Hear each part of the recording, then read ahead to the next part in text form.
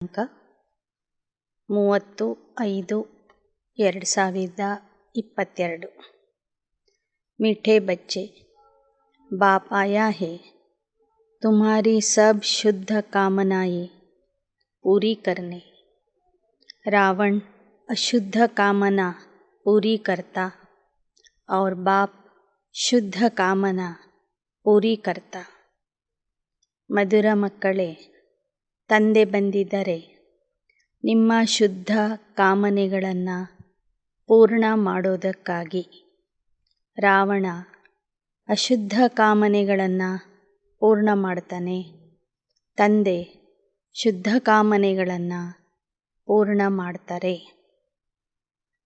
प्रश्न: जो बाप की श्रीमत का उल्लंघन करते हैं उनकी अंतिम गति क्या होगी? ಯಾರು ತಂದೆಯ ಶ್ರೀಮತವನ್ನು ಉಲ್ಲಂಘನೆ ಮಾಡ್ತಾರೆ, ಶ್ರೀಮತಕ್ಕೆ ವಿರುದ್ಧವಾಗಿ ನಡೀತಾರೆ, ಶ್ರೀಮತದ ಆಜ್ಞೆಯನ್ನು ಮುರಿತಾರೆ, ಅವರ ಅಂತಿಮ ಗತಿ ಏನಾಗುವುದು? उत्तर: श्रीमत का उल्लंघन करने वालों को माया के भूत अंत्य में राम नाम सत्य है करके घर ले जाएंगे, फिर बहुत कड़ी सजा खानी पड़ेगी। श्रीमत पर न चले तो यह मरे। धर्मराज पूरा हिसाब लेता है, इसलिए बाप बच्चों को अच्छी मत देते। बच्चे माया की बुरी मत से सावधान रहो। ऐसा न हो बाप का बनकर फिर कोई विकर्म हो जाए और 100 गुना दंड भोगना पड़े। श्रीमत पर न चलना, पढ़ाई छोड़ना ही अपने ऊपर बददुआ अकृपा करना है। ಶ್ರೀಮತದ ಉಲ್ಲಂಘನೆ ಮಾಡುವಂಥವರಿಗೆ ಕೊನೆ ಸಮಯದಲ್ಲಿ ಮಾಯೆಯ ಭೂತಗಳು ರಾಮ್ ನಾಮ್ ಸತ್ಯ ಹೇ ಎಂದು ಹೇಳುತ್ತಾ, ಹೇಗೆ ಶವಯಾತ್ರೆಯಲ್ಲಿ 4 ಜನ ಸೇರಿ ಶವವನ್ನು ಹೊತ್ಕೊಂಡು ಹೋಗ್ತಾರೆ, ಹಾಗೆ ಮಾಯೆಯ ಭೂತಗಳು ಬಂದು ಅಂಥ ಆತ್ಮರನ್ನು ಹೊತ್ಕೊಂಡು ಹೋಗ್ತಾರೆ, ಧರ್ಮರಾಜ ಪುರಿಗೆ ಕರ್ಕೊಂಡು ಹೋಗ್ತಾರೆ. ಅಲ್ಲಿ ಅವರು ಬಹಳ ಕಠಿಣವಾದ ಶಿಕ್ಷೆ ಪಡಿಬೇಕಾಗ್ತದೆ. ಯಾರು ಶ್ರೀಮತದಂತೆ ನಡೆಯೋದಿಲ್ಲ ಅವರು ಸತ್ತಂತೆ. ಧರ್ಮರಾಜನ ಹತ್ತಿರ ಅವರ ಸಂಪೂರ್ಣ ಲೆಕ್ಕಾಚಾರ ಇರ್ತದೆ. ತಂದೆ ಮಕ್ಕಳಿಗೆ ಒಳ್ಳೆಯ ಮತ ಕೊಡ್ತಾರೆ, ಮಾಯೆ ಕೆಟ್ಟ ಮತ ಕೊಡ್ತದೆ. ಆದ್ದರಿಂದ ಬಹಳ ಸಾವಧಾನ ಆಗಿ ಇರಬೇಕು, ಎಚ್ಚರಿಕೆಯಿಂದ ಇರಬೇಕು. ತಂದೆಯ ಮಗು ಆದ ನಂತರ ಒಂದು ವೇಳೆ ವಿಕರ್ಮ ಮಾಡಿದರೆ 100ರಷ್ಟು ಶಿಕ್ಷೆಗೆ ಗುರಿಯಾಗಬೇಕಾಗ್ತದೆ, 100ರಷ್ಟು ದಂಡ ಕೊಡಬೇಕಾಗ್ತದೆ. ಶ್ರೀಮತದಂತೆ ನಡೆಯದೇ ಇರೋದು, ವಿದ್ಯಾಭ್ಯಾಸವನ್ನು ಬಿಡುವುದು ಅಂದರೆ ತಮ್ಮ ಮೇಲೆ ತಾವೇ ಅಕೃಪೆ ಮಾಡುವಂಥದ್ದಾಗಿದೆ. गीत ओम नमः शिवाय। यह परमपिता परमात्मा की महिमा भक्त लोग गाते हैं, कहते हैं भगवान हे शिव बाबा। यह किसने कहा? आत्मा ने बाबा को याद किया, क्योंकि आत्मा जानती है हमारा लौकिक बाप भी है और यह है पारलौकिक बाप। वह भारत में एक ही बार अवतार लेते हैं।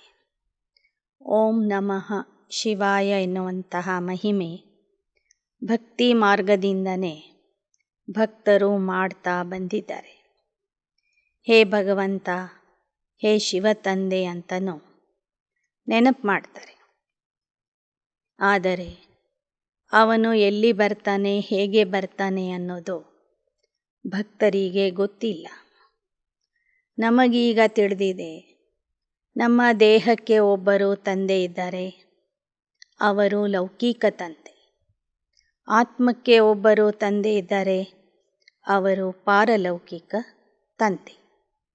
ಆ ತಂದೆ ಭಾರತದಲ್ಲಿ ಒಂದು ಸಮಯಕ್ಕೆ ಮಾತ್ರ ಅವತರಿಸಿ ಬರ್ತಾರೆ. गाते हैं पतित पावन आओ, भ्रष्टाचारी पतितों को श्रेष्ठाचारी पावन बनाने के लिए. परंतु अपने को पतित भ्रष्टाचारी समझते नहीं. ಭಕ್ತರು ಆ ಪರಮಾತ್ಮನನ್ನ ಕುರಿತು, ಹೇ ಪತಿತ ಪಾವನ, ಭ್ರಷ್ಟಾಚಾರಿ ಪತಿತರನ್ನ ಶ್ರೇಷ್ಠಾಚಾರಿ ಪಾವನರನ್ನಾಗಿ ಮಾಡಲಿಕ್ಕಾಗಿ ಬಾ ಅಂತ ಕರೀತಾರೆ. ಆದರೆ ತಾವು ಪತಿತ ಭ್ರಷ್ಟಾಚಾರಿ ಆಗಿದ್ದಾರೆ ಅಂತ ತಿಳ್ಕೊಳ್ಳೋದಿಲ್ಲ. ಸಬ್ ಏಕ್ ಕಿಸ್ಮ್ ಕೆ नहीं होते, हर एक का पद अपना अपना होता है. हर एक के कर्मों की गति न्यारी होती, एक न मिले दूसरे से. बाप समझाते हैं, तुमको न जानने के कारण और तुम मेरे को न जानने के कारण इतने ऑर्फन पतित बन गए हो. ಈ ಪ್ರಪಂಚದಲ್ಲಿ ಎಲ್ಲರೂ ಒಂದೇ ಥರ ಇರೋದಿಲ್ಲ. ಎಲ್ಲರ ಸ್ಥಾನಮಾನಗಳು ಸಹ ಭಿನ್ನ ಭಿನ್ನ ಆಗಿವೆ. ಕರ್ಮದ ಲೆಕ್ಕಾಚಾರನೂ ಬೇರೆ ಬೇರೆ ಆಗಿದೆ. ಬಾಬಾ ಹೇಳ್ತಾರೆ, ನೀವು ನಿಮಗೆ ತಿಳ್ಕೊಂಡಿರಲಿಲ್ಲ ಮತ್ತು ನನಗೂ ತಿಳ್ಕೊಂಡಿರಲಿಲ್ಲ. ಆ ಕಾರಣದಿಂದ ನೀವು ಅನಾಥರು, ಪತಿತರು ಆಗಿಬಿಟ್ಟಿದ್ರಿ. कहते हैं, पतित पावन सर्व के सद्गति दाता आप हो. फिर गीता व गंगा पतित पावनी कैसे हुई?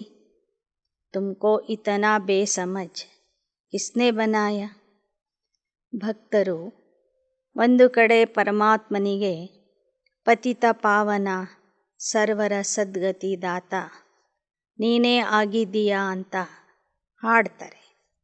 ಮತ್ತೊಂದು ಕಡೆ ಗೀತಾ ಜ್ಞಾನದಿಂದ ಮನುಷ್ಯ ಪಾವನ ಆಗ್ತಾನೆ ಅಥವಾ ಗಂಗಾ ನದಿಯಲ್ಲಿ ಮುಳುಗುವುದರಿಂದ ಪಾವನ ಆಗ್ತಾನೆ ಅಂತ ತಿಳ್ಕೊಂಡಿದ್ದಾರೆ.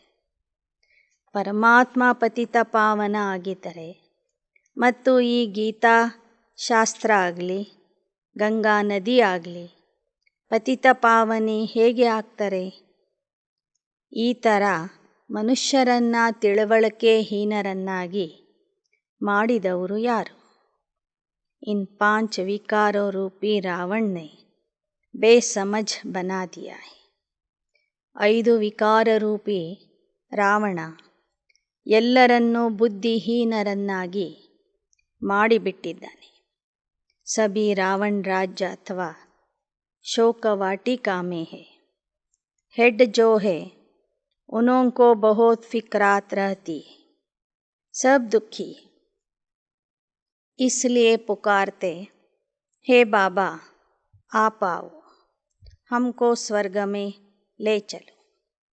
ಇದು ರಾವಣ ರಾಜ್ಯ ಆಗಿದೆ. ಎಲ್ಲರೂ ದುಃಖಿಗಳು ಆಗಿದ್ದಾರೆ. ಯಾರು ಈ ದೇಶದ ಮುಖಂಡರು ಇರ್ತಾರೆ ಅವರಿಗೆ ಎಲ್ಲರ ಬಗ್ಗೆನೂ ಚಿಂತೆ ಇರ್ತದೆ. ಎಲ್ಲ ಪ್ರಜೆಗಳ ದುಃಖ ಹೇಗೆ ದೂರ ಮಾಡಬೇಕು, ಎಲ್ಲರಿಗೂ ಸುಖ ಶಾಂತಿಯನ್ನು ಹೇಗೆ ಕೊಡಬೇಕು ಅಂತ ಅವರೂ ವಿಚಾರ ಮಾಡ್ತಿರ್ತಾರೆ.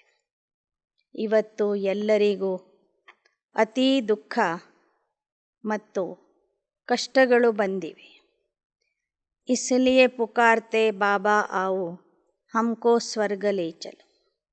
सदैव निरोगी बड़ी आयु वाले ಶಾಂತಿ ಸಂಪನ್ನ ಧನ್ವಾನ್ बनाओ. ಅದಕ್ಕಾಗಿ ಎಲ್ಲರೂ ಪರಮಾತ್ಮನಿಗೆ ಕರೀತಾ ಇದ್ದಾರೆ, ಹೇ ತಂದೆ ಬಂದು ನಮ್ಮನ್ನು ಸ್ವರ್ಗಕ್ಕೆ ಕರ್ಕೊಂಡು ಹೋಗು.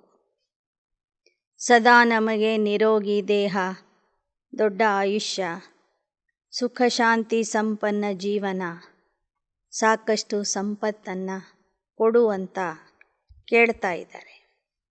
ಬಾಪ್ ಸುಖ ಶಾಂತಿ ಕಾ ಸಾಗರ್ ಹೇ, मनुष्य की यह महिमा नहीं हो सकती. भल अपने को शिवो हम भी कहलाते हैं, परंतु है पति. ಪರಮಾತ್ಮನ ಹತ್ತಿರ ಸುಖ ಶಾಂತಿಯನ್ನು ಯಾಕೆ ಕೇಳ್ತಾರೆ? ಯಾಕೆ ಅಂದರೆ ಅವನು ಸುಖ ಶಾಂತಿಯ ಸಾಗರ ಆಗಿದ್ದಾನೆ. ಈ ಮಹಿಮೆ ಯಾವ ಮನುಷ್ಯಂದೂ ಆಗೋದಿಲ್ಲ. ಮನುಷ್ಯರು ತಮಗೆ ಶಿವೋಹಂ ಅಂತ ಹೇಳ್ಕೊಳ್ತಾರೆ, ಆದರೆ ಅವರೆಲ್ಲರೂ ಪತಿತ ಆಗಿದ್ದಾರೆ. बाप समझाते तुम बाप को सर्वव्यापी कहते हो, इससे तो कोई भी बात ठहरती नहीं, भक्ति भी चल नहीं सकती. भक्त भगवान को याद करते, भगवान एक है, भक्तियाँ अनेक है. जब सब मुझ भगवान को ठीक कर भीतर में ठोक खुद भी पत्थर बुद्धि बन जाते हैं, तब मुझे आना पड़ता है. ಬಾಬಾ ಹೇಳ್ತಾರೆ, ತಂದೆಗೆ ಸರ್ವವ್ಯಾಪಿ ಅಂತ ಹೇಳುವುದರಿಂದ ಯಾವ ವಿಷಯನೂ ಸಿದ್ಧ ಆಗೋದಿಲ್ಲ. ಭಗವಂತ ಒಬ್ಬನೇ, ಭಕ್ತರು ಅನೇಕರು. ಎಲ್ಲ ಭಕ್ತರು ಸೇರಿ ನನ್ನನ್ನು ಕಲ್ಲು ಮಣ್ಣಿನಲ್ಲಿ ಹಾಕಿಬಿಟ್ಟಿದ್ದಾರೆ.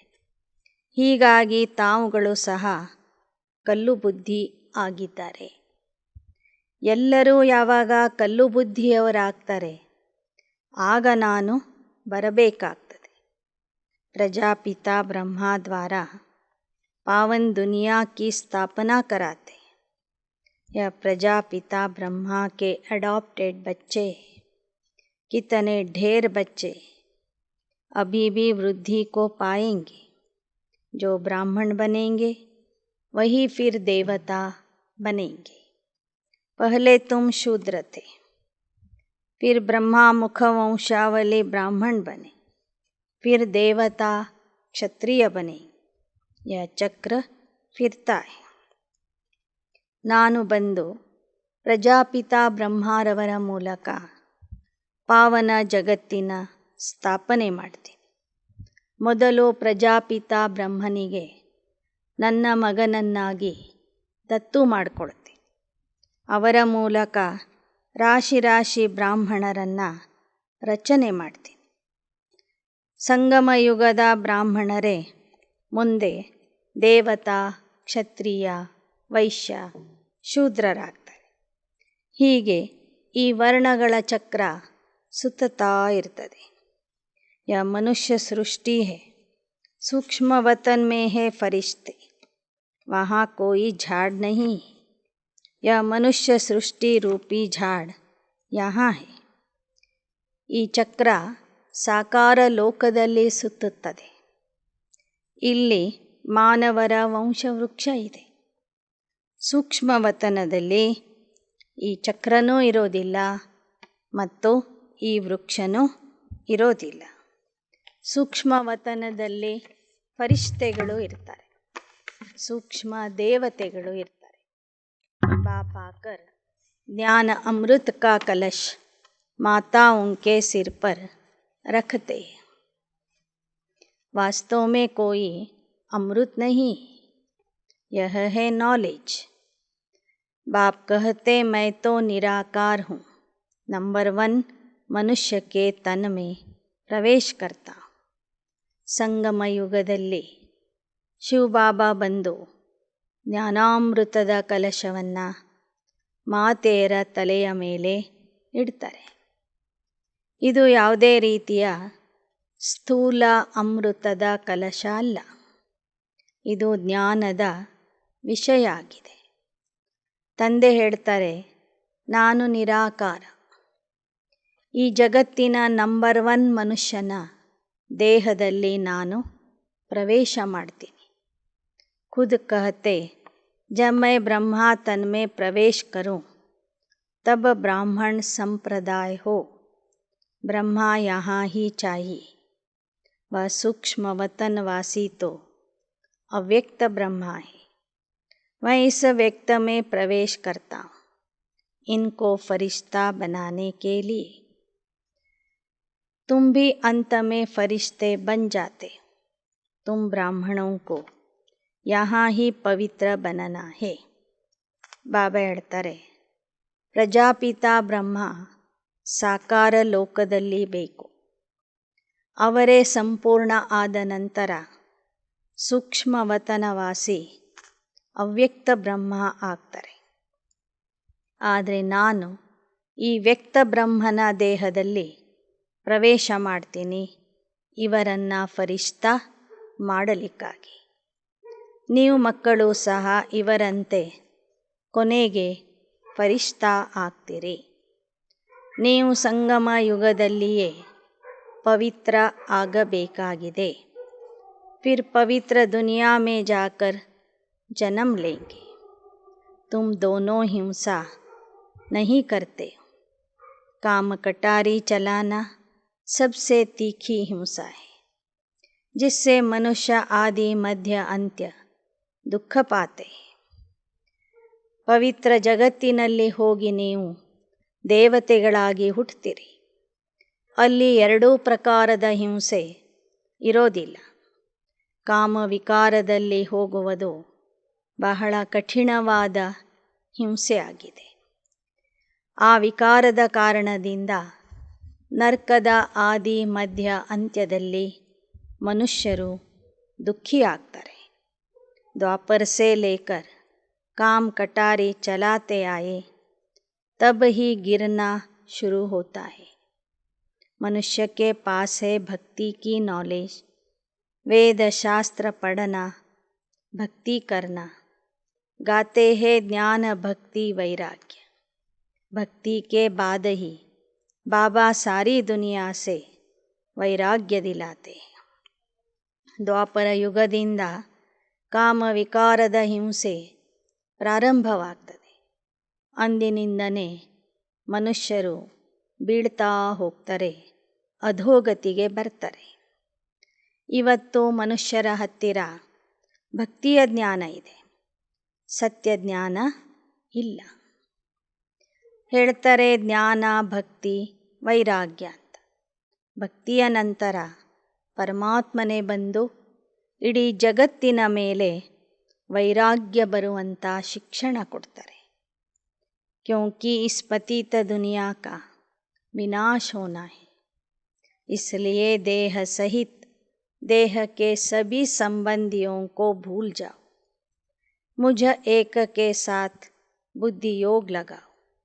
ऐसी प्रैक्टिस हो जो अंत्य समय कोई भी याद न पड़े. ಬಾಬಾ ಹೇಳ್ತಾರೆ, ನಿಮಗೆ ಯಾಕೆ ವೈರಾಗ್ಯ ಬರಬೇಕು?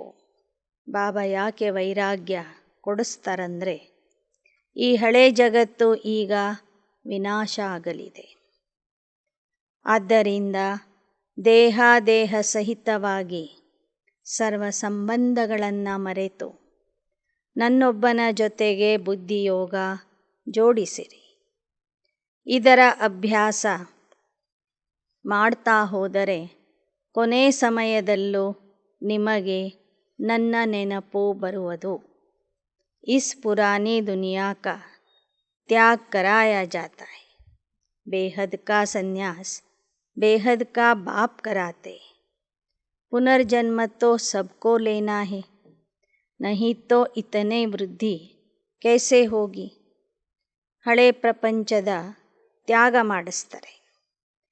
ನೀವೆಲ್ಲರೂ ಬೇಹದ್ದಿನ ಸನ್ಯಾಸಿಗಳು, ಬೇಹದ್ದಿನ ವೈರಾಗಿಗಳು.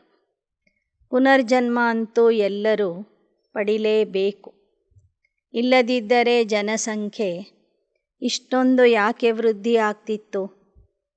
ಹದ್ಕೆ ಸನ್ಯಾಸಿयों द्वारा पवित्रता का बल भारतवासियों को मिलता है. भारत जैसा पवित्र खंड कोई होता नहीं. बाप की यह बर्थ प्लेस है. ಲೌಕಿಕದ ಸನ್ಯಾಸಿಗಳಿಂದ ಪವಿತ್ರತೆಯ ಶಕ್ತಿ ಭಾರತವಾಸಿಗಳಿಗೆ ಸಿಗ್ತದೆ. ಭಾರತದ ಸಮಾನ ಪವಿತ್ರ ಖಂಡ, ಪವಿತ್ರ ದೇಶ ಬೇರೆ ಯಾವುದೂ ಇಲ್ಲ. ಆದ್ದರಿಂದ ಭಾರತನೇ ಪರಮಾತ್ಮನ ಜನ್ಮಭೂಮಿಯಾಗಿದೆ. परंतु मनुष्य जानते नहीं बाप कैसे अवतार लेते, क्या करते. ब्रह्मा का दिन ब्रह्मा की रात भी कहते. दिन अर्थात स्वर्ग, रात अर्थात नर्क. ಮನುಷ್ಯರಿಗೆ ಗೊತ್ತೇ ಇಲ್ಲ ಪರಮಾತ್ಮ ಹೇಗೆ ಅವತಾರ ತಾಳಿ ಬರ್ತಾನೆ, ಯಾರ ಮೂಲಕ ಬರ್ತಾನೆ, ಏನು ಮಾಡ್ತಾನೆ. ಗಾಯನನೂ ಇದೆ ಬ್ರಹ್ಮನ ಹಗಲು ಬ್ರಹ್ಮನ ರಾತ್ರಿ ಅಂತ. ಹಗಲು ಅಂದರೆ ಸ್ವರ್ಗ, ರಾತ್ರಿ ಅಂದರೆ ನರಕ. ಬ್ರಹ್ಮನ ರಾತ್ರಿಯಲ್ಲಿ ಪರಮಾತ್ಮನ ಅವತರಣೆ ಆಗ್ತದೆ. ಬ್ರಹ್ಮಾ ಕಾ ದಿನ್ ಅರ್ಥಾತ್ ಬಚ್ಚೋं का भी दिन, ब्रह्मा की रात बच्चों की भी रात. रावण राज्य में सब दुर्गति को पाए हुए, अभी तुम बाप द्वारा सद्गति को पा रहे हो. तुम इस समय हो ईश्वरीय औलाद, परम पिता परमात्मा का बच्चा ब्रह्मा, उनके तुम अडॉप्टेड बच्चे तो शिव बाबा के ಪೋತ್ರೆ ठहरे. ರಾವಣ ರಾಜ್ಯದಲ್ಲಿ ಎಲ್ಲರೂ ದುರ್ಗತಿಯಲ್ಲಿ ಇದ್ದಾರೆ. ನೀವು ಮಕ್ಕಳು ತಂದೆಯಿಂದ ಸದ್ಗತಿಯನ್ನು ಪಡಿತಾ ಇದ್ದೀರಿ. ನೀವೆಲ್ಲರೂ ಈ ಸಮಯದಲ್ಲಿ ಈಶ್ವರನ ಮಕ್ಕಳಾಗಿದ್ದೀರಿ. ಪರಮಾತ್ಮ ತಂದೆ ಮೊದಲು ಬ್ರಹ್ಮ ತಂದೆಯನ್ನು ಅಡಾಪ್ಟ್ ಮಾಡಿಕೊಳ್ತಾರೆ. ಅವರ ಮೂಲಕ ನಿಮ್ಮನ್ನು ರಚನೆ ಮಾಡ್ತಾರೆ. ಆ ಕಾರಣದಿಂದ ನೀವೆಲ್ಲರೂ ಆ ಶಿವನಿಗೆ ಮೊಮ್ಮಕ್ಕಳಾಗ್ತೀರಿ. ब्रह्मा पुत्र है, यह पुत्र ब्रह्मा भी सुनते तो तुम ಪೋತ್ರೆ ಪೋತ್ರಿಯಾ भी सुनते हो. ಬ್ರಹ್ಮ ಬಾಬಾ ನನಗೆ ಪ್ರಥಮ ಸುಪುತ್ರ ಆಗಿದ್ದಾರೆ. ನಾನು ಜ್ಞಾನ ಹೇಳುವಾಗ ಅವರೂ ಕೇಳ್ತಾರೆ ಮತ್ತು ತಾವೆಲ್ಲ ಮೊಮ್ಮಕ್ಕಳು ಸಹ ಆ ಜ್ಞಾನವನ್ನು ಕೇಳ್ತೀರಿ. ಫಿರ್ ಯಹ ಜ್ಞಾನ ಪ್ರಾಯ ಲೋಪ್ ಹೋ ಜಾಯೇಗಾ. सन्यासियों का पार्ट ही अलग है, देवता धर्म वालों का पार्ट ही अलग है. ಸಂಗಮದ ಕೊನೆಗೆ ಈ ಜ್ಞಾನ ಪ್ರಾಯ ಲೋಪ ಆಗಿಬಿಡ್ತದೆ. ಮತ್ತೆ ಭಕ್ತಿ ಶುರು ಆಗ್ತದೆ ದ್ವಾಪರ ಯುಗದಿಂದ. ಅಲ್ಲಿ ಸನ್ಯಾಸಿಗಳ ಪಾತ್ರನೂ ಶುರು ಆಗ್ತದೆ. ಸನ್ಯಾಸಿಗಳ ಪಾತ್ರನೇ ಬೇರೆ, ದೇವತಾ ಧರ್ಮದವರ ಪಾತ್ರನೇ ಬೇರೆ ಆಗಿದೆ. देवताओं की आयु बड़ी रहती, अकाले मृत्यु नहीं होती. देवताएं आत्म अभिमानी होते हैं, ಪರಮಾತ್ಮ ಅಭಿಮಾನಿ ನಹಿ. ದೇವತೆಗಳ ಆಯುಷ್ಯ ದೊಡ್ಡದಾಗಿರ್ತದೆ. ಅಲ್ಲಿ ಅಕಾಲಿಕ ಮರಣ ಬರೋದಿಲ್ಲ. ದೇವತೆಗಳು ಆತ್ಮ ಅಭಿಮಾನಿ ಆಗಿರ್ತಾರೆ, ಆದರೆ ಪರಮಾತ್ಮ ಅಭಿಮಾನಿ ಆಗಿರೋದಿಲ್ಲ. ಫಿರ್ ಮಾಯಾ ಕಿ ಪ್ರವೇಶತಾ ಸೆ ದೇಹ ಅಭಿಮಾನಿ ಬನ್ ಜಾತೆ ಹೇ. ದ್ವಾಪರ ಯುಗದಿಂದ ಮಾಯೆಯ ಪ್ರವೇಶತೆಯ ಕಾರಣ ದೇವತೆಗಳು ದೇಹ ಅಭಿಮಾನದಲ್ಲಿ ಬರ್ತಾರೆ. इस समय तुम आत्म अभिमानी भी हो तो परमात्मा अभिमानी भी हो. इस समय तुम जानते हो हम परमात्मा की संतान हैं, परमात्मा के ऑक्युपेशन को जानते हैं. ಸಂಗಮ ಯುಗದಲ್ಲಿ ಮಾತ್ರ ನೀವು ಮಕ್ಕಳು ಆತ್ಮ ಅಭಿಮಾನಿನೂ ಆಗಿದ್ದೀರಿ, ಜೊತೆಗೆ ಪರಮಾತ್ಮ ಅಭಿಮಾನಿನೂ ಆಗಿದ್ದೀರಿ. ನೀವು ಪರಮಾತ್ಮನ ಮಕ್ಕಳಾಗಿದ್ದೀರಿ. ಅವನ ನಾಮ ರೂಪ ಕರ್ತವ್ಯದ ಬಗ್ಗೆ ತಿಳ್ಕೊಂಡಿದ್ದೀರಿ. ಯ ಶುದ್ಧ ಅಭಿಮಾನ ಹುआ. अपने को शिवोहम या परमात्मा कहना यह ಅಶುದ್ಧ ಅಭಿಮಾನ. ಪರಮಾತ್ಮನ ಬಗ್ಗೆ ತಿಳ್ಕೊಳ್ಳುವಂಥದ್ದು ಶುದ್ಧ ಅಭಿಮಾನ ಆಗಿದೆ. ಆದರೆ ತಮಗೆ ಪರಮಾತ್ಮ ಅಂತ ಹೇಳ್ಕೊಳ್ಳೋದು ಅಶುದ್ಧ ಅಭಿಮಾನ ಆಗಿದೆ. ನಾನೇ ಶಿವ, ನಾನೇ ಪರಮಾತ್ಮ ಅಂತ ಹೇಳುವುದು ಅಶುದ್ಧ ಅಭಿಮಾನ ಆಗಿದೆ. ತುಮ್ ಅಪ್ನೆ ಕೋ भी और परमात्मा को भी जान गए हो परमात्मा द्वारा. परमात्मा कल्प कल्प आते, भक्ति मार्ग में भी अल्पकाल का सुख वह देते. ನೀವು ಪರಮಾತ್ಮನ ಮೂಲಕನೇ ನಿಮ್ಮ ಬಗ್ಗೆನೂ ತಿಳ್ಕೊಂಡಿದ್ದೀರಿ, ಅವನ ಬಗ್ಗೆನೂ ತಿಳ್ಕೊಂಡಿದ್ದೀರಿ. ಪರಮಾತ್ಮ ಕಲ್ಪ ಕಲ್ಪಕ್ಕೂ ಬಂದು ಅಪಾರ ಸುಖವನ್ನು, ಅವಿನಾಶಿ ಸುಖವನ್ನು ಕೊಡ್ತಾರೆ. ಭಕ್ತಿ ಮಾರ್ಗದಲ್ಲಿ ಅಲ್ಪಕಾಲದ ಸುಖ ಕೊಡೋನು ಅವನೇ ಆಗಿರ್ತಾನೆ. ಬಾಕಿ ವಹ ಚಿತ್ರ ತೋ ಜಡ ಹೈ. तुम जिस मनोकामना से पूजा करते हो तो मैं तुम्हारी सब शुद्ध कामनाएं पूरी करता. ಭಕ್ತಿ ಮಾರ್ಗದಲ್ಲೂ ಸಹ ನೀವು ಯಾವ ಮನೋಕಾಮನೆಯಿಂದ ಪೂಜೆ ಮಾಡ್ತೀರಿ, ಆ ನಿಮ್ಮ ಶುದ್ಧವಾದ ಮನೋಕಾಮನೆಗಳನ್ನು ನಾನೇ ಪೂರ್ಣ ಮಾಡ್ತೀನಿ. ಅಶುದ್ಧ ಕಾಮನ ರಾವಣ ಪೂರಿ ಕರ್ತಾನೆ. ಏನಾದರೂ ಅಶುದ್ಧ ಇಚ್ಛೆಗಳನ್ನು ಇಟ್ಕೊಂಡಿದ್ರೆ ಆ ಅಶುದ್ಧ ಕಾಮನೆಗಳನ್ನು ರಾವಣ ಪೂರ್ಣ ಮಾಡ್ತಾನೆ. ಅಂಥ ಭಕ್ತರು ರಿದ್ಧಿ ಸಿದ್ಧಿ ಆದಿ ಸೀಖತೆ, ಮಾಟ ಮಂತ್ರ ಮಾಡುವುದನ್ನು, ರಿದ್ಧಿ ಸಿದ್ಧಿ ಮಾಡುವುದನ್ನು ಅವರು ಕಲಿತಾರೆ. ವಹ ಹೇ ರಾವಣ ಕಿ ಮತ್.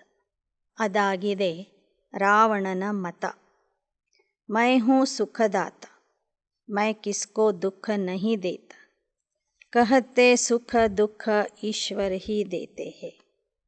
ನಾನು ಸುಖದಾತ ಆಗಿದ್ದೀನಿ, ನಾನು ಕೆಟ್ಟ ಮತ ಕೊಡೋದಿಲ್ಲ, ದುಃಖ ಸಿಗುವಂಥ ಮತ ನಾನು ಕೊಡೋದಿಲ್ಲ. ಆದರೆ ಜನ ಏನು ಹೇಳಿಬಿಟ್ರು, ಸುಖ ದುಃಖ ಎರಡೂ ಈಶ್ವರ ಕೊಡ್ತಾನೆ ಅಂತ. ಯಹ ಮೇರೆ ಊಪರ್ ಕಲಂಕ ಲಗಾತೆ. अगर ऐसा है तो बुलाते ही क्यों. परमात्मा रहम करो, क्षमा करो. जानते हैं धर्मराज के द्वारा बहुत दंड खिलाएंगे. ಒಂದು ವೇಳೆ ಪರಮಾತ್ಮನೇ ಸುಖ ದುಃಖ ಎರಡೂ ಕೊಡೋದಾಗಿದ್ದರೆ ದುಃಖದಲ್ಲಿ ಅವನನ್ನು ಯಾಕೆ ಕರೀತಿದ್ರು, ಯಾಕೆ ಕರೀತಾರೆ? ಹೇ ಪರಮಾತ್ಮ, ಕ್ಷಮಿಸು, ನಮ್ಮ ಮೇಲೆ ದಯೆ ತೋರಿಸು, ನಮಗೆ ಕ್ಷಮೆ ಮಾಡು ಅಂತ ಯಾಕೆ ಕೇಳ್ತಾರೆ? ಭಕ್ತರಿಗೂ ಗೊತ್ತಿದೆ ತಪ್ಪು ಮಾಡಿದರೆ ಪರಮಾತ್ಮ ಧರ್ಮರಾಜನ ಮೂಲಕ ಶಿಕ್ಷೆ ಕೊಡ್ತಾನೆ ಅಂತ. ಬಾಪ್ ಸಮझाते भक्ति मार्ग के इन शास्त्रों आदि में कोई सार नहीं. अभी तुमको भक्ति अच्छी नहीं लगती, ऐसे भी नहीं कहते हो कि हे भगवान, आत्मा दिल अंदर याद करती. बस यह है अजपा जप. आत्माओं से निराकार बाप बात करते, आत्मा सुनती. अगर कहे सर्वव्यापी है फिर तो सब परमात्मा हो गए. बाप कहते कितने पत्थर बुद्धि बन गए हैं. ಬಾಬಾ ಹೇಳ್ತಾರೆ, ಭಕ್ತರು ಹೇ ಭಗವಂತ, ಹೇ ಪರಮಾತ್ಮ ಅಂತ ಕರೀತಾರೆ.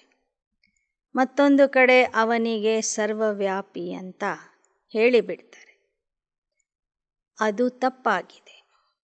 ಒಂದು ಕಡೆ ಕರೆಯೋದು, ಒಂದು ಕಡೆ ನಾನೇ ಪರಮಾತ್ಮ ಅಂತ ಹೇಳೋದು ಎಷ್ಟು ಬುದ್ಧಿಹೀನತೆಯ ಲಕ್ಷಣ ಆಗಿದೆ, ಎಷ್ಟು ಕಲ್ಲು ಬುದ್ಧಿ ಆಗಿಬಿಟ್ಟಿದ್ದಾರೆ.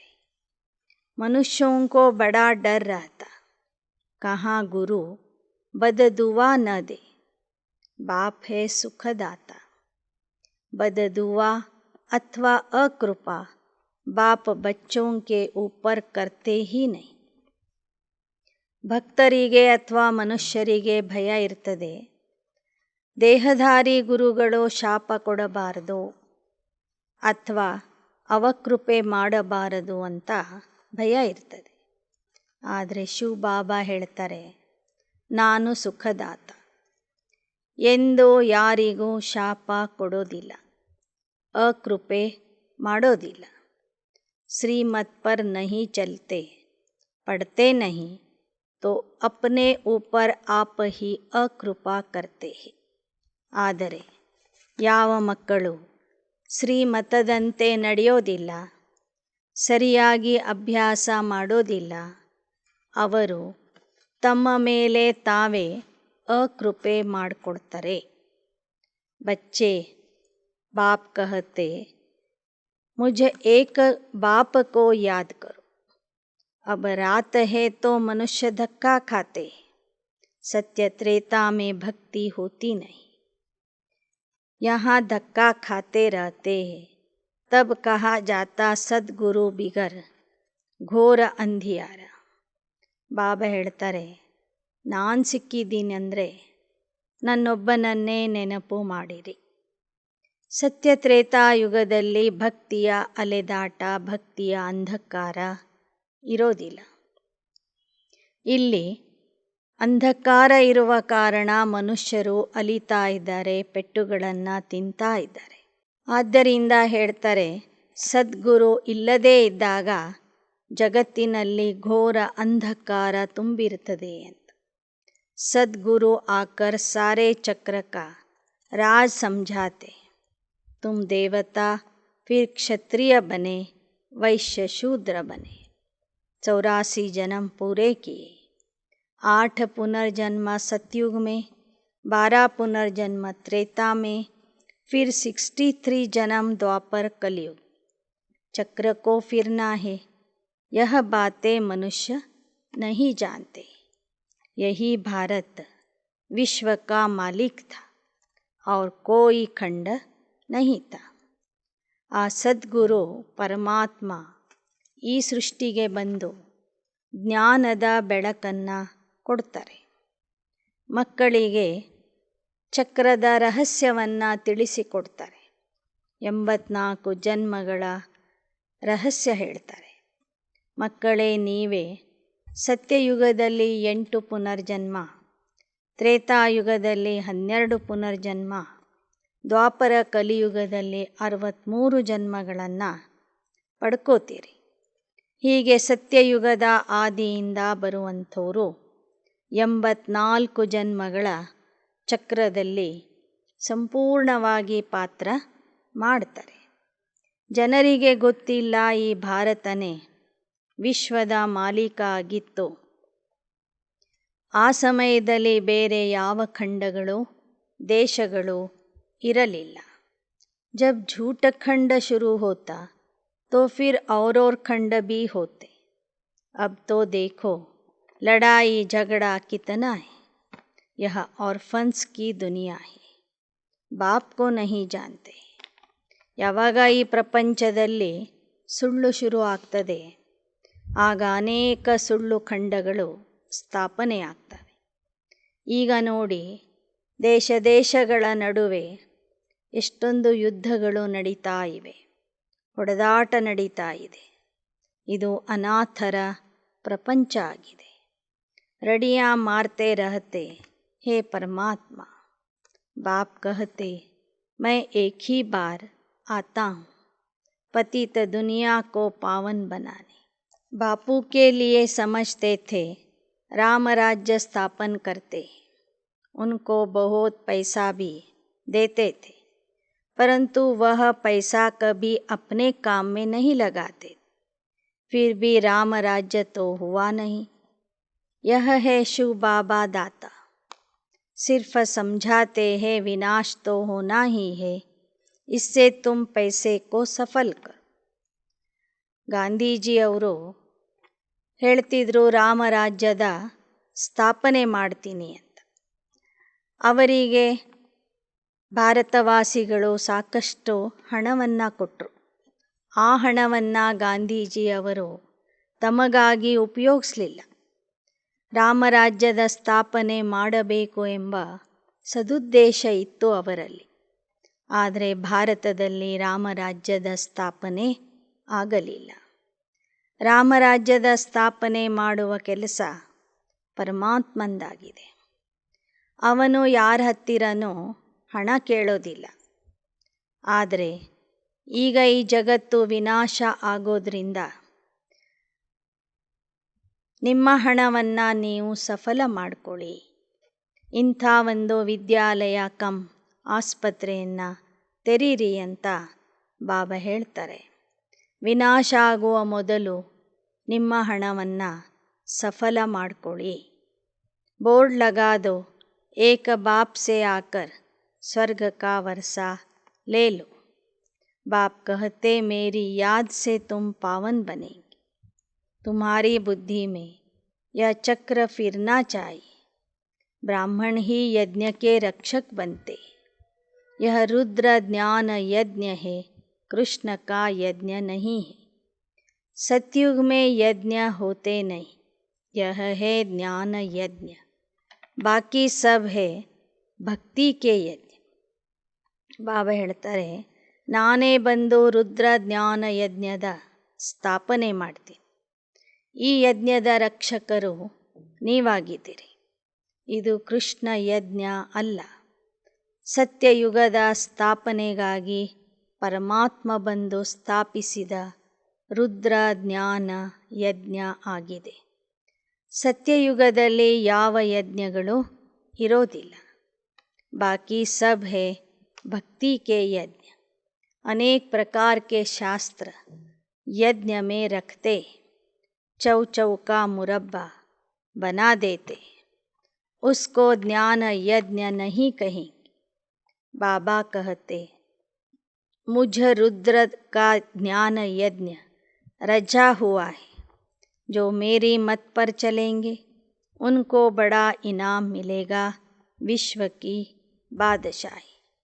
ಭಕ್ತಿ ಮಾರ್ಗದಲ್ಲಿ ಅನೇಕ ಪ್ರಕಾರದ ಯಜ್ಞಗಳಿವೆ. ಕೆಲವು ಯಜ್ಞಗಳಲ್ಲಿ ಶಾಸ್ತ್ರ ಪುರಾಣಗಳನ್ನು ಇಟ್ಟಿರ್ತಾರೆ. ಇನ್ನು ಕೆಲವು ಯಜ್ಞಗಳಲ್ಲಿ ವಸ್ತುಗಳನ್ನು ಆಹುತಿ ಕೊಡ್ತಾರೆ.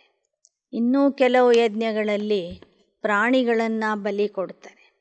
ಹೀಗೆ ಎಲ್ಲವೂ ಸೇರಿಸಿ ಒಂದು ಚೌಚೌ ಮಾಡಿ ಇಟ್ಟಿದ್ದಾರೆ.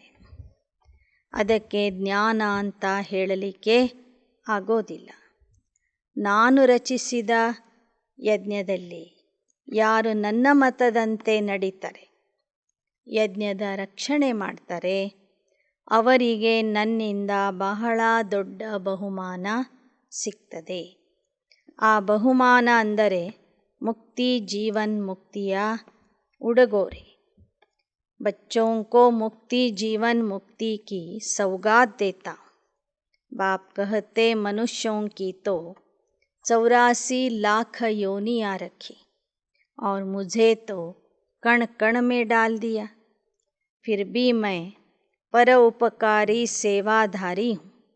तुम रावण की मत पर मुझे गाली देते आए हो. यह भी ड्रामा बना हुआ है. ಬಾಬಾ ಹೇಳ್ತಾರೆ, ನನಗೆ ನೋಡಿದರೆ ಕಣಕಣದಲ್ಲಿ ಹಾಕಿಬಿಟ್ಟೆ. ನಿಮ್ಮ ಬಗ್ಗೆ 84 ಲಕ್ಷ ಯೋನಿಗಳಲ್ಲಿ ಜೀವರಾಶಿಗಳಲ್ಲಿ ಮನುಷ್ಯನ ಆತ್ಮ ಬರ್ತದೆ ಅಂತ ಹೇಳಿದರು.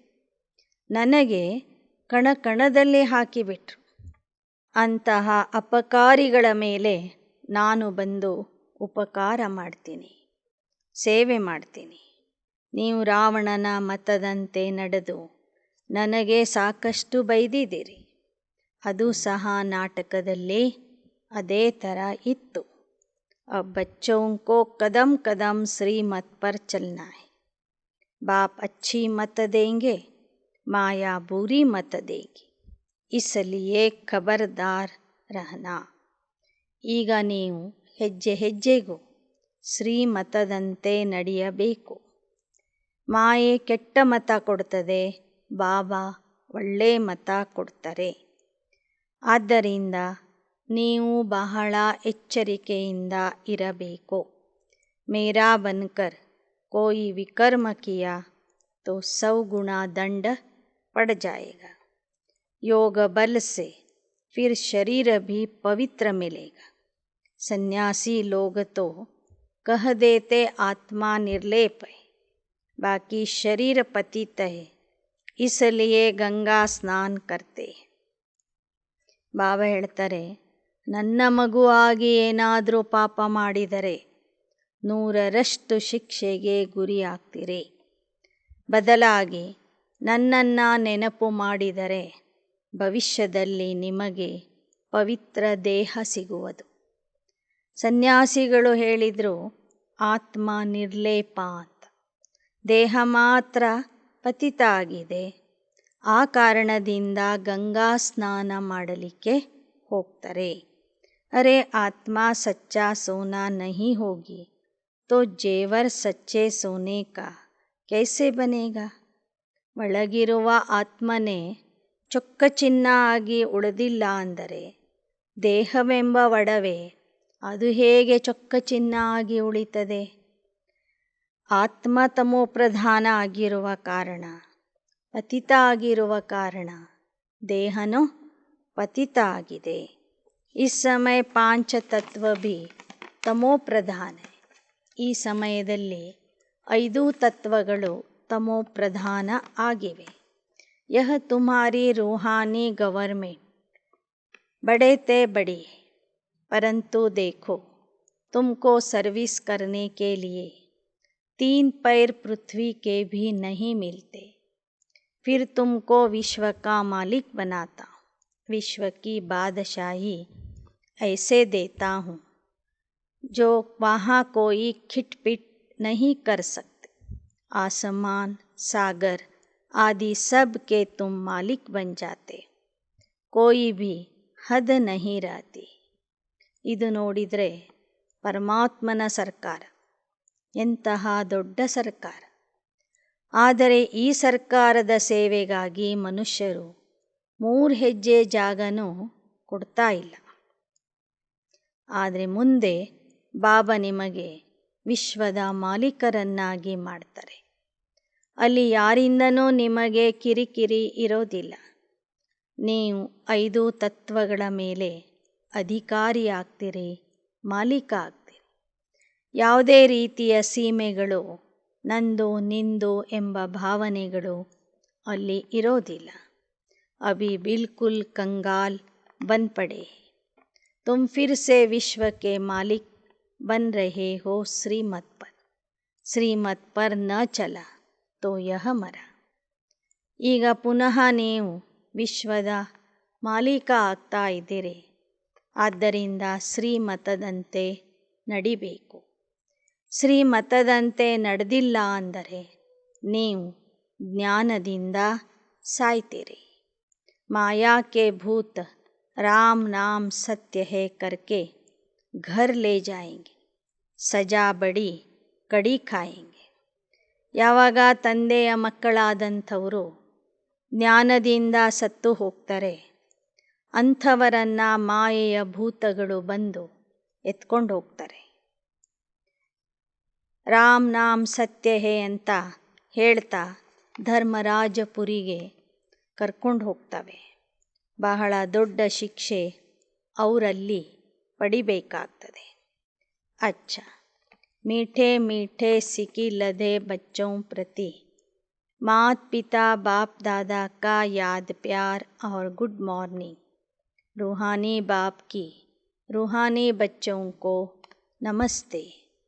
रूहानी बच्चों की रूहानी बाप दादा को याद प्यार, गुड मॉर्निंग और नमस्ते नमस्ते नमस्ते. धारणा के लिए मुख्य सार. यज्ञ की प्यार से सेवा कर, कदम कदम पर श्रीमत पर चलते, बाप से मन इच्छित फल अर्थात विश्व की बादशाही लेनी. ಯಜ್ಞದ ಸೇವೆಯನ್ನು ಪ್ರೀತಿಯಿಂದ ಮಾಡ್ತಾ, ಹೆಜ್ಜೆ ಹೆಜ್ಜೆಗೂ ಶ್ರೀಮತದಂತೆ ನಡೀತಾ, ತಂದೆಯಿಂದ ಮನ ಇಚ್ಛಿತ ಫಲವನ್ನು ಅಂದರೆ ವಿಶ್ವದ ರಾಜ್ಯ ಭಾಗ್ಯವನ್ನು ಪಡೆಯಬೇಕು. 2. विनाश तो होना ही है, इसलिए अपना सब कुछ सफल कर लेना है। पैसा है तो सेंटर खोल अनेकों के कल्याण के निमित्त बनना है। ವಿನಾಶ ಅಂತೂ ಆಗಲೇಬೇಕು, ಹಾಗೇ ಆಗ್ತದೆ. ಆದ್ದರಿಂದ ನಿಮ್ಮ ಹತ್ತಿರ ಇರುವ ಹಣವನ್ನು ಸಫಲ ಮಾಡಿಕೊಳ್ಳಿರಿ. ಹಣ ಇದ್ದವರು ಸೇವಾ ಕೇಂದ್ರಗಳನ್ನು ತೆರೆದು ಅನೇಕರ ಕಲ್ಯಾಣಕ್ಕೆ ನಿಮಿತ್ತ ಆಗಬೇಕು. वरदान: मनसा द्वारा तीव्र गति की सेवा करने वाले बाप समान मर्सीफुल भव. ಮನಸ್ಸಿನ ಮೂಲಕ ತೀವ್ರಗತಿಯ ಸೇವೆ ಮಾಡುವಂತಹ ತಂದೆಯ ಸಮಾನ ದಯಾಹೃದಯಿ ಆಗಿರಿ. संगम पर बाप द्वारा जो वरदानों का खजाना मिला है, उसे जितना बढ़ाना चाहो उतना दूसरों को देते जाओ. जैसे बाप मर्सीफुल है, ऐसे बाप समान मर्सीफुल बनो. सिर्फ वाणी से नहीं, लेकिन अपनी मनसा वृत्ति से वायुमंडल द्वारा भी आत्माओं को अपनी मिली हुई शक्तियाँ दो. अब थोड़े समय में सारे विश्व की सेवा संपन्न करनी है, तो तीव्र गति से सेवा करो. जितना स्वयं को सेवा में बिजी करेंगे, उतना सहज माया जीत भी बन जाएंगे. ಸಂಗಮ ಯುಗದಲ್ಲಿ ತಂದೆಯಿಂದ ವರದಾನಗಳ ಖಜಾನೆ ಏನು ಸಿಕ್ಕಿದೆ, ಅದನ್ನು ಬೆಳೆಸ್ಕೋಬೇಕಾದ್ರೆ ಆ ಖಜಾನೆಯನ್ನು ಜನರಿಗೆ ಹಂಚ್ತಾ ಹೋಗ್ರಿ. ತಂದೆಯ ಸಮಾನ ದಯಾಹೃದಯಿಯಾಗ್ರಿ. ಕೇವಲ ವಾಣಿಯ ಮೂಲಕ ಮಾತ್ರ ಅಲ್ಲ, ಮನಸ್ಸಾ ವೃತ್ತಿಯಿಂದ ವಾತಾವರಣ ನಿರ್ಮಿಸುವುದರ ಮೂಲಕ ಅನೇಕ ಆತ್ಮರ ಸೇವೆ ಮಾಡಿರಿ. ತಮಗೆ ಸಿಕ್ಕಿರುವಂಥ ಶಕ್ತಿಗಳನ್ನು ಅನ್ಯ ಆತ್ಮರಿಗೂ ಸಹ ಕೊಡ್ತಾ ಹೋಗಿ. ಇನ್ನು ಸ್ವಲ್ಪ ಸಮಯದಲ್ಲಿ ಈ ವಿಶ್ವದ ಸೇವೆ ಮಾಡಬೇಕಾಗಿದೆ. ಆದ್ದರಿಂದ ತೀವ್ರ ವೇಗದಿಂದ ಸೇವೆ ಮಾಡಿರಿ. ಎಷ್ಟೆಷ್ಟು ನೀವು ನಿಮ್ಮನ್ನು ಸೇವೆಯಲ್ಲಿ ಬ್ಯುಸಿ ಮಾಡಿಕೊಳ್ತೀರಿ, ಅಷ್ಟೇ ಸಹಜವಾಗಿ ಮಾಯಾಜೀತ ಆಗಿಬಿಡ್ತೀರಿ.